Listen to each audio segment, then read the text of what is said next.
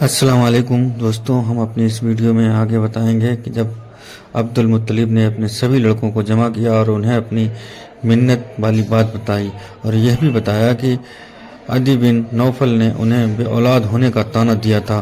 ساری بات سن کر ان کے بیٹوں نے کہا کہ آپ جسے چاہیں قربان کر سکتے ہیں، آپ اپنی منت پوری کریں، ہم خوشی سے تیار ہیں۔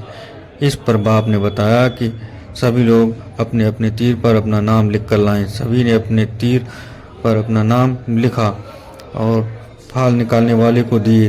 کعبے میں حبل بت کے سامنے جمع ہو گئے۔ اس سمے عبد المطلب کھڑے ہو کر دعا مانگنے لگے۔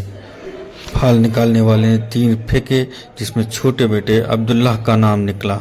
باپ کو اس بیٹے سے زیادہ محبت تھی، لیکن اپنی منت کے کارن مجبور تھے۔ بیٹے کا ہاتھ تھام کر اصاف اور نائلہ کے سامنے لے گئے، کیونکہ ان دونوں بتوں کے سامنے قربانی دینے کی جگہ تھی۔ جب قریش نے یہ دیکھا تو انہوں نے روکا اور بولے، اگر تم نے اپنے بیٹوں کو ذبح کر دیا تو یہ ایک رسم بن جائے گی، اور کل ہم لوگوں بھی اس طرح کی منت مانیں گے اور اپنے جوان بیٹوں کی بلی چڑھائیں گے۔ عبد المطلب کے بیٹوں نے بھی کوئی ان اپائے نکالنے کی بات کہی۔ مغیرہ بن عبداللہ بن عمر بن مخزوم نے عبد المطلب سے کہا کہ آپ اور کوئی راستہ نکالیں، اس کا مال سے فدیہ دینا ہو تو ہم دیں گے۔ طبقات ابن سعد اور بہقی کے انوسار عبد المطلب نے اپنے گھر والوں اور قریش کے جانے مانے لوگوں کی بات پر غور و فکر کیا اور انہیں ایک طریقہ سمجھ میں آیا جس سے عبداللہ کی جان بھی بچ جائے اور اپنی منت بھی پوری ہو جائے۔ اس زمانے میں ایک آدمی کی دیت 10 اونٹ ہوتی تھی، اس لیے آپ نے 10 اونٹوں کے ساتھ عبداللہ کے نام کا فال ڈلوایا تو عبداللہ کا نام بلی کے لیے نکلا۔ پھر 10 اونٹ بڑھا کے فال ڈالا گیا، پھر عبداللہ کا ہی نام آیا۔